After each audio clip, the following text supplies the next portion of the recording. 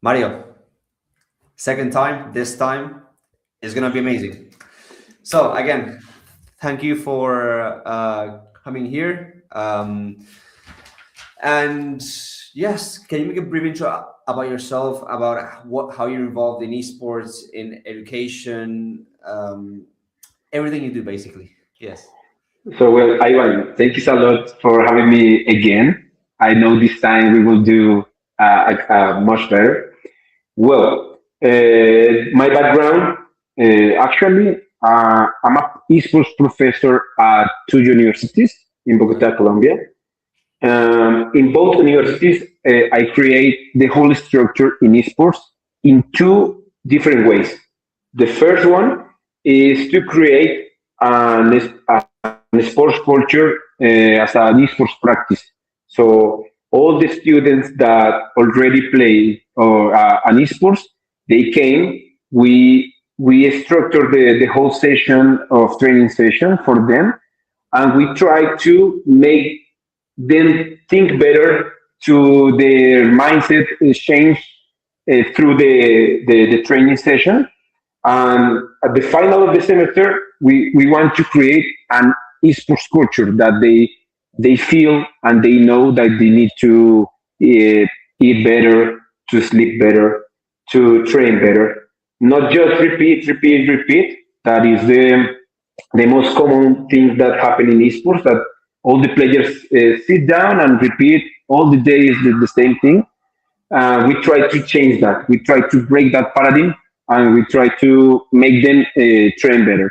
And the second way, we create a lesson, a specific lesson who goes through all the semester, that is esports industry. So we teach every kind of esports every week. So they, at the final of the semester, they will know what is a MOBA, how is the training structure of a MOBA, how is the management or the business management of the MOBAs, the FPS, Battle Royale, Fighters, RTS, Rhythm. We go through every kind of esports and we explain how they work. So at the final of the semester, they can know the whole structure about the esports. I create the first esports school in Cundinamarca. We call in Facatativá. It's a small city in Cundinamarca. But right now we have 40 students, and we teach them through cycles. For example, during 2 weeks, we teach them MOBAs during 2 weeks. We have in 2 weeks six training sessions. After that, we begin the second cycles and we go through shooters. Again, six lessons of shooters. We go through Battle Royale, we go through fighters, we go through real time strategy, we go through sports simulators, we go through rhythm, and we begin the cycle again.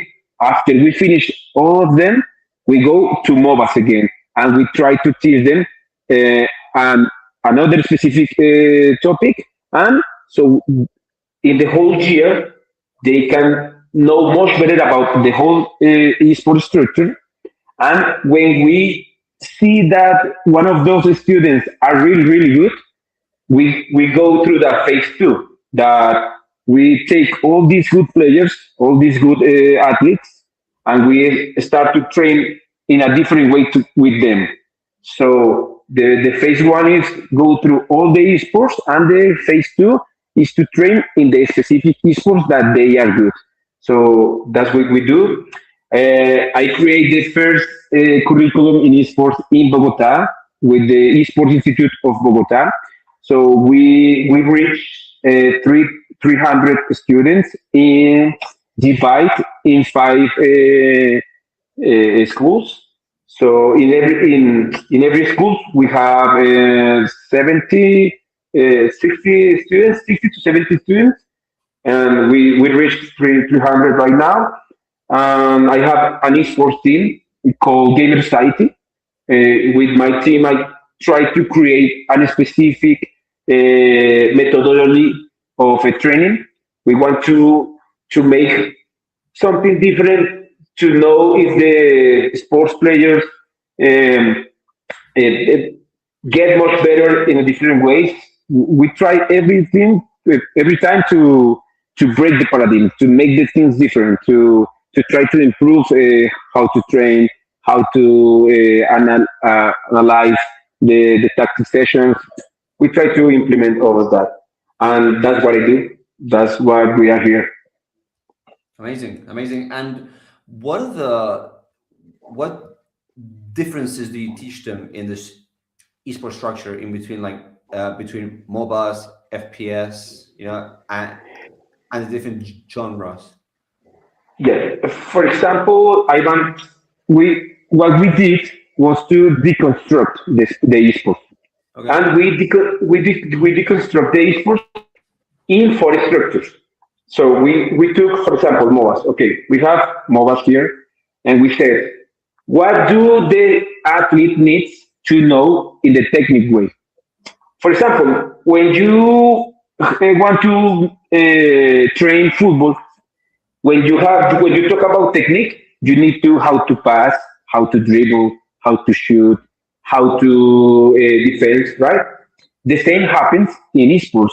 In MOBAs, you need to know how to farm, how to move, how to make the mechanics, how to know the economy of the game. If you don't know all of that, you cannot play the esports. The same happen in traditional sports. If you don't know how to shoot, how to pass, how to dribble, you don't know how to play football, for example. So we did the same in esports. So we say, okay, first week, MOBAs, we are going to make training sessions in how to farm, how to make a last hit, how to move, how to make the mechanics of every specific champion. And after that, we go through the second structure, that is the tactical structure. So when the students know how to move, how to the knowledge about the champion, we go through, okay, we are going to know how to rotate, how to make the macro game, how to prepare the objectives, how to communicate. So we teach them that.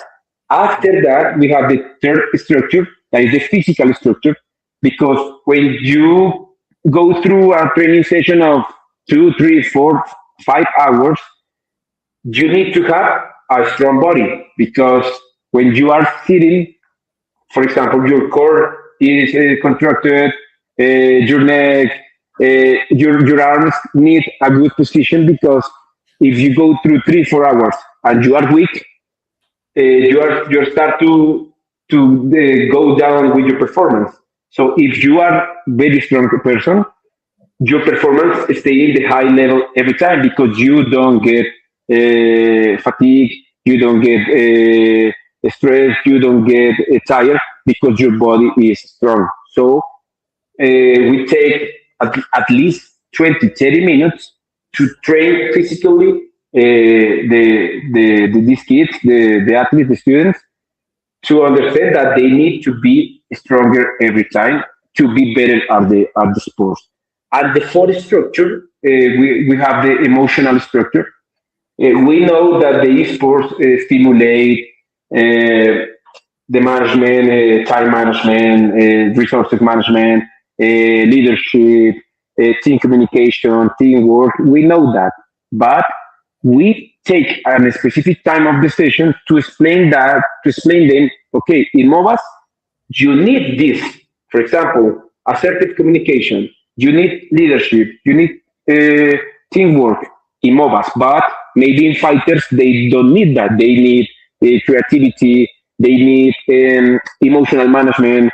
They need assertive communication. So we teach them which life skill they need to be better at the esports. So we make all this construction in all the genres. For example, in shooters, we teach them how to have a good aim, a good crosshair placement, a good mobility, and we did do the same in all the genres, sports simulators, in fighters, in battle royale. So that's what we do. Okay, amazing. And one thing I put down here. Okay, so how do you communicate with the parents when the kids are interested in doing your curriculum or going to the university to study? Like, how do you communicate the parents that many times are the ones that also are very like in the decision of the kid, either financially or like, like you're gonna do this or that. So like, how do you communicate to the parents the benefits of what they're going to study in skills they can transfer to an like, yeah. I'll let you speak.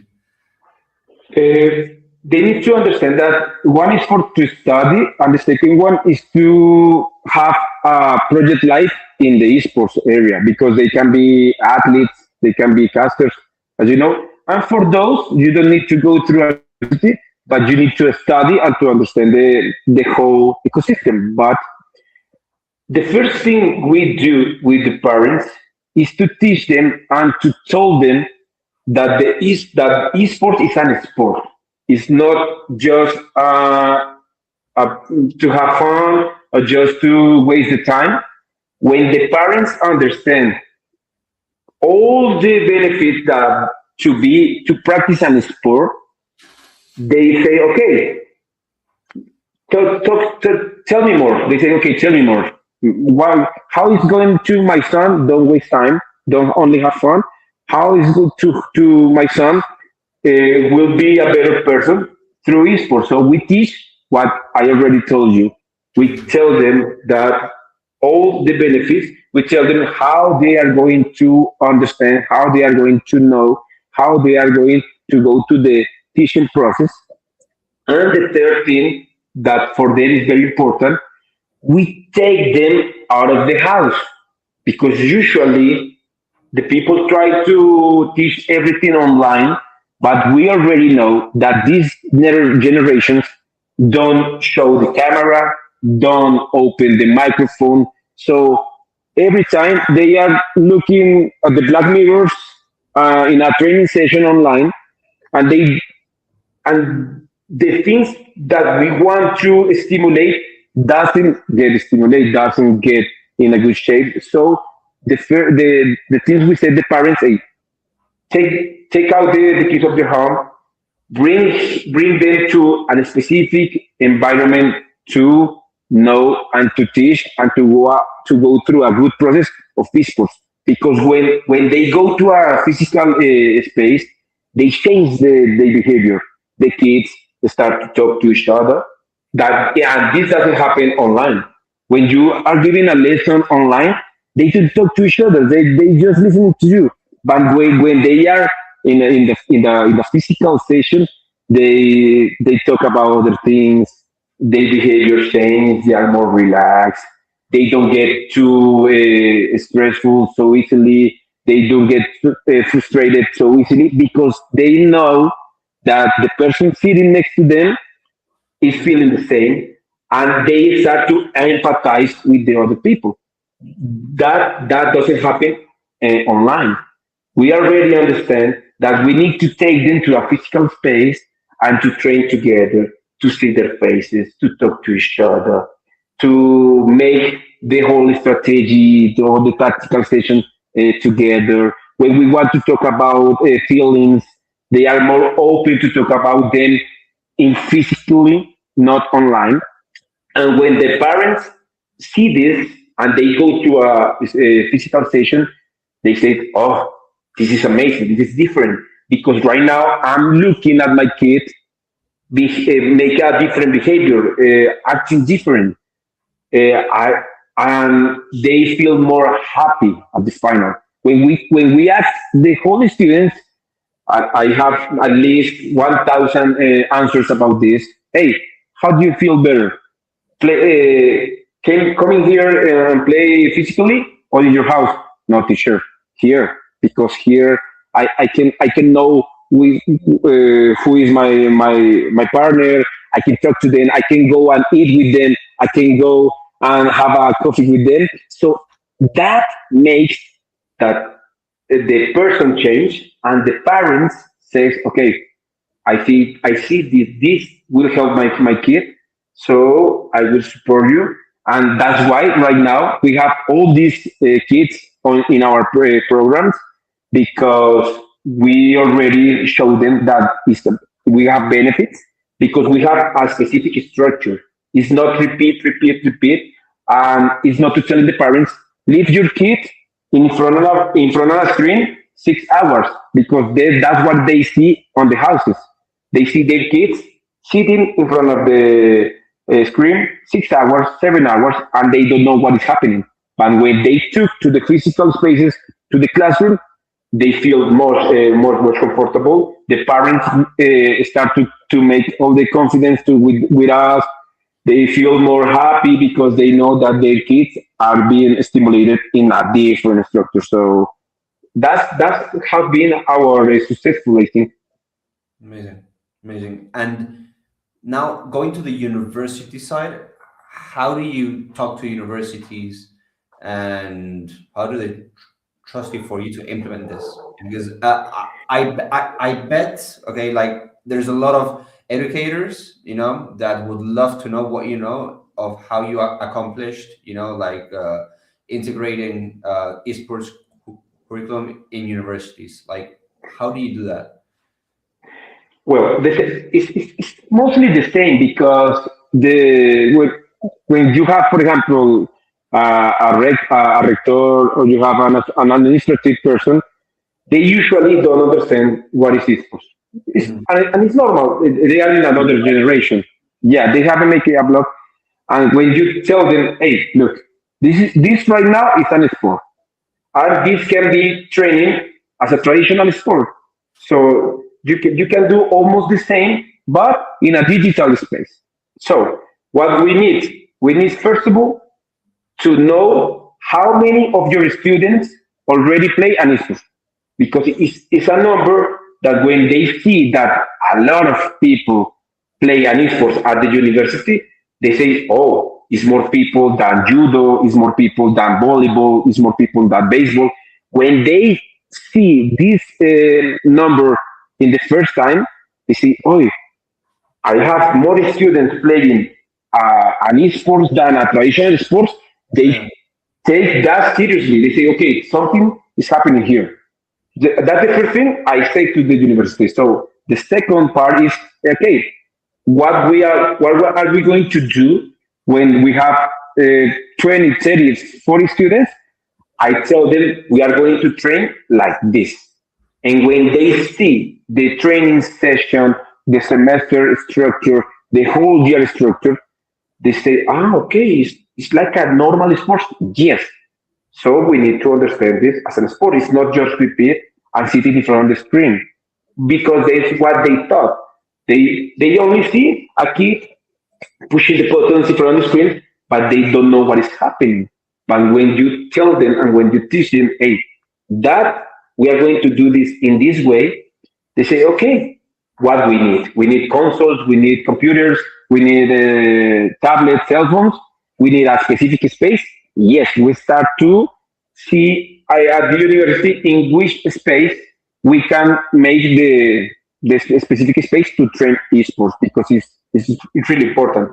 And after that, when they see that all the students start to go through to the training sessions, they start to say, that's what happened to me. Okay, teacher, how we can take this to a lesson through the whole semester, because I need to, or they want that the whole community understand the esports or the video games in a different way. We need to break the paradigms that is just for fun and it's just for wasted time. Mhm. So we create the esports ecosystem lesson to teach the whole students. For example, we have low school students, we have designers, we have architectures, we have topologists, sociologists, because maybe the esports industry can influence or can maybe be a working point for their careers. So when they finish, an architecture will say, oh, esports works like this.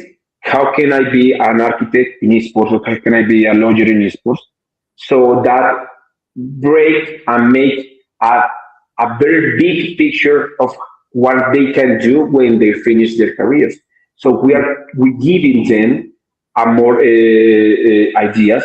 So the universities already we open at least 5 universities.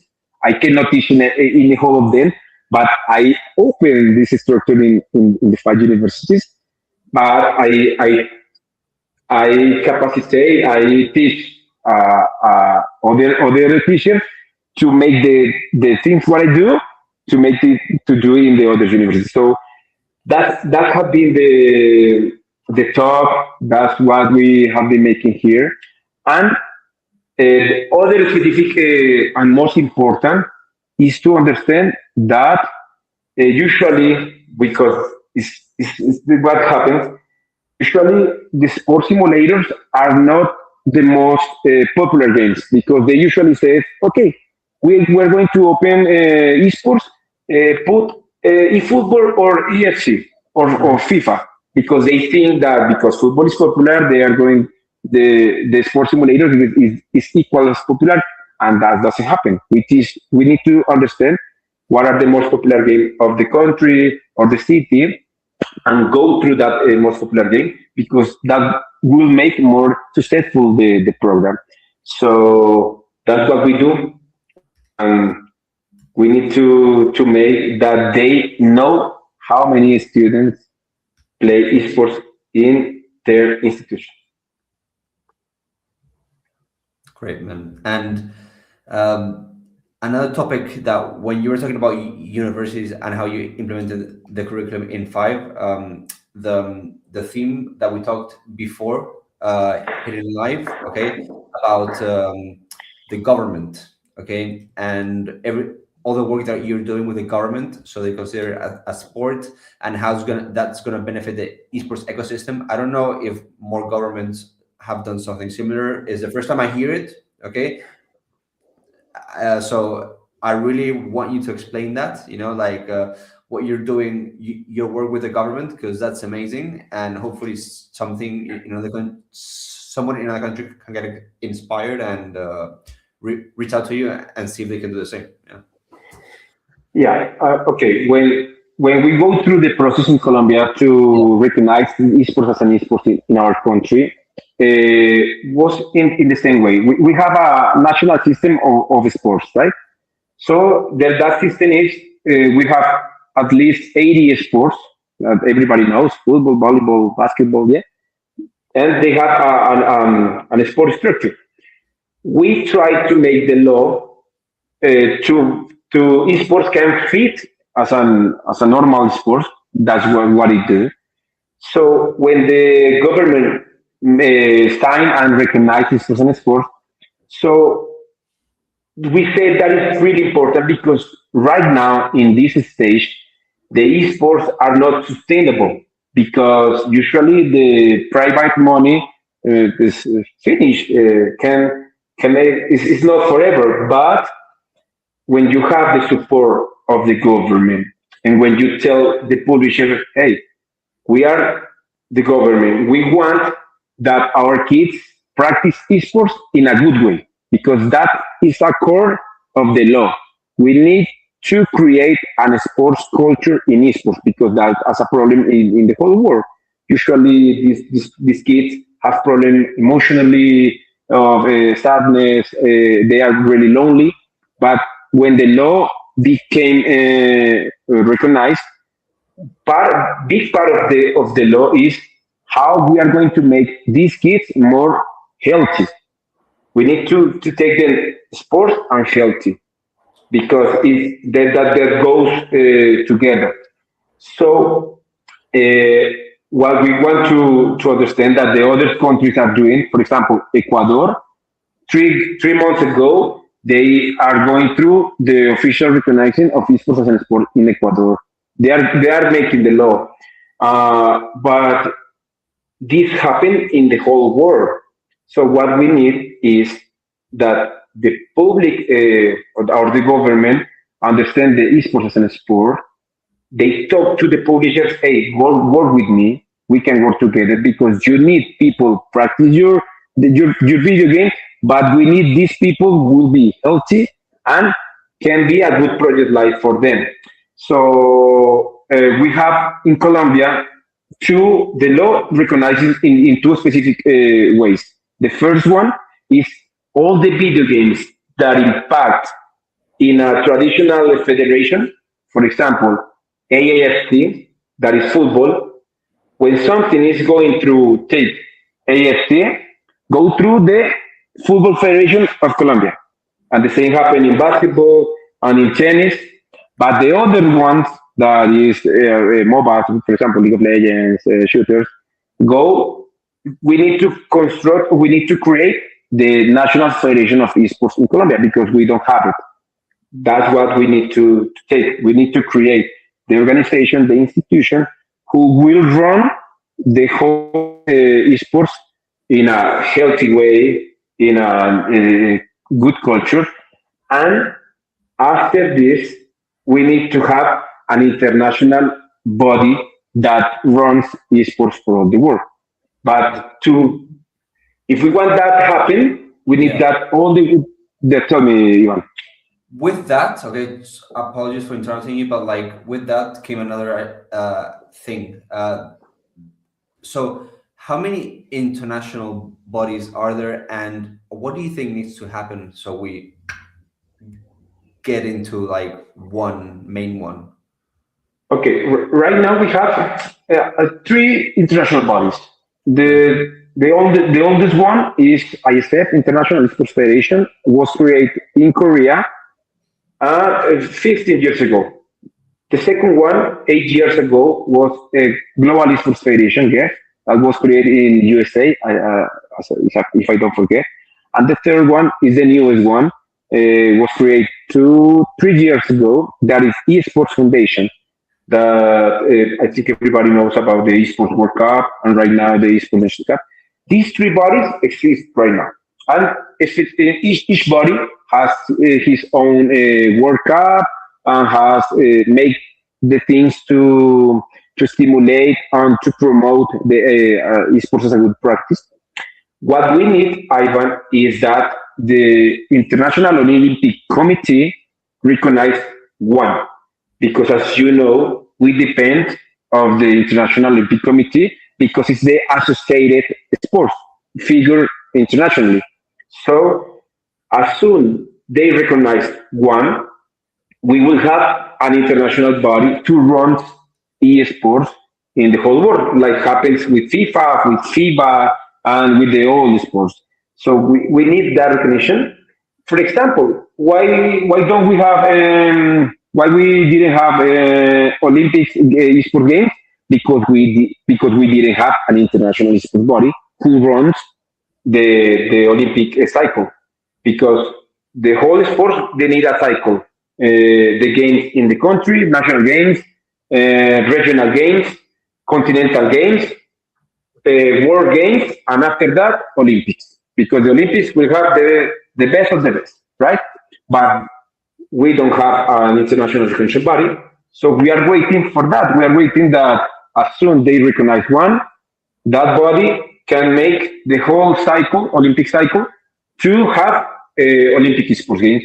And after that, that specific international body need to promote on the whole countries to recognize one organization or one federation for specific countries, and that federation need to be recognized for the international. That's how the esports normally works, and that's what is going to happen with esports. Amazing. Like here, I'm learning a lot. You know, even I've been like in esports recruiting for the 5 past years, and there were still a few things, you know, that I didn't, you know, have to mind. So amazing. Hopefully, yeah.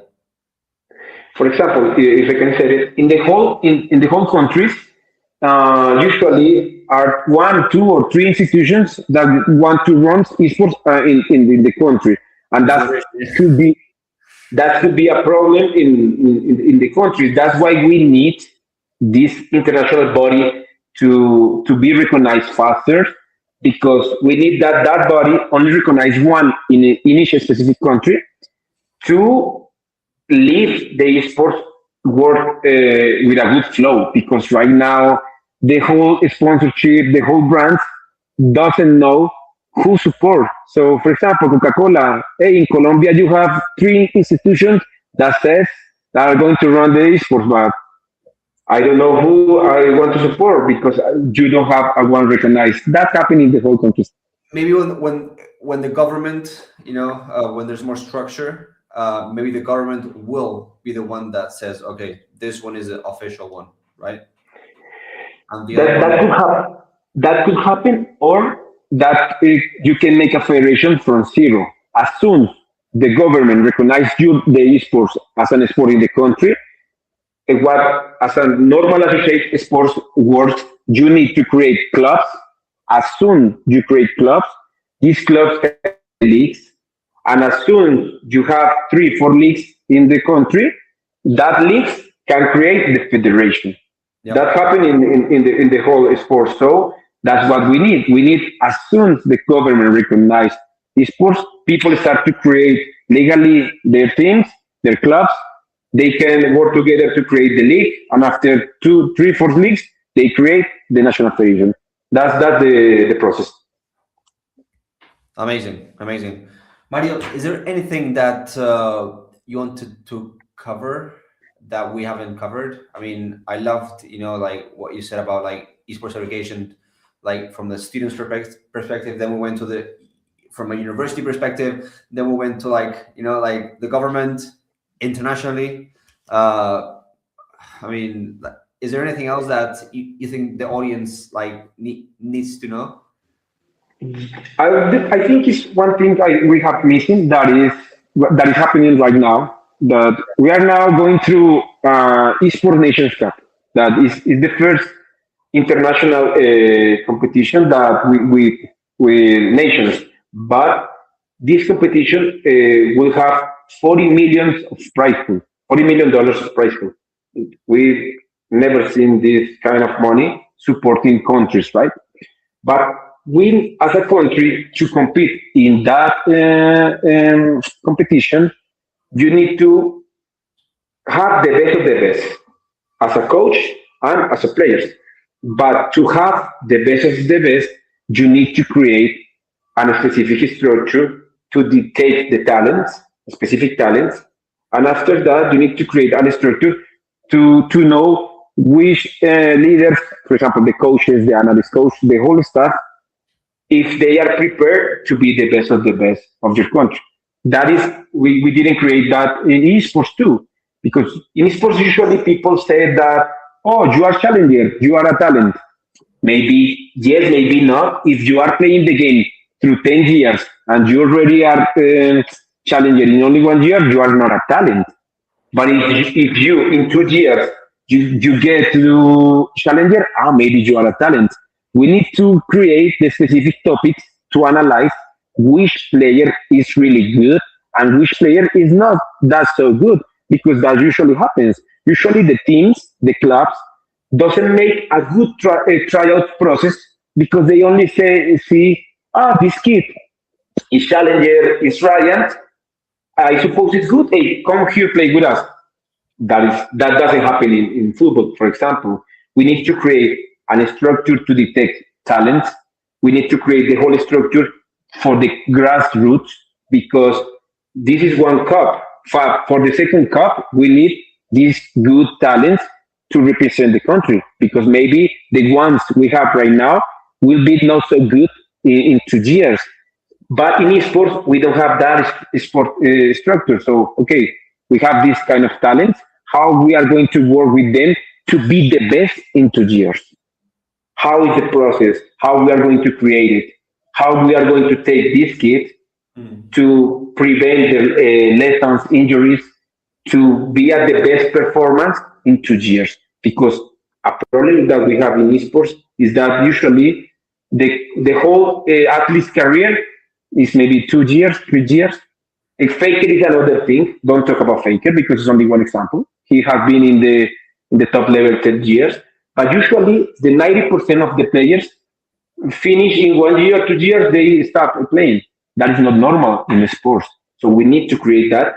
And I think with this competition, the whole countries have to create how to detect the talents, how to show the best talents or the best players in every country, and how to have or develop a good staff, how to develop coaches, how to develop analyze, how to develop psychologists, how to develop nutritionists in esports, because the whole countries were different, but we need to create that. And I think this is a good opportunity to create it, because right now I am the national team manager for Colombia to recruit, to know which are the talents of our country, to take them to the Esports Nations Cup.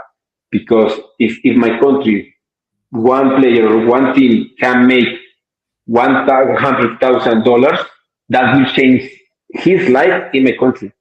We need to work good to change the life of our people through esports. That's what we need to do.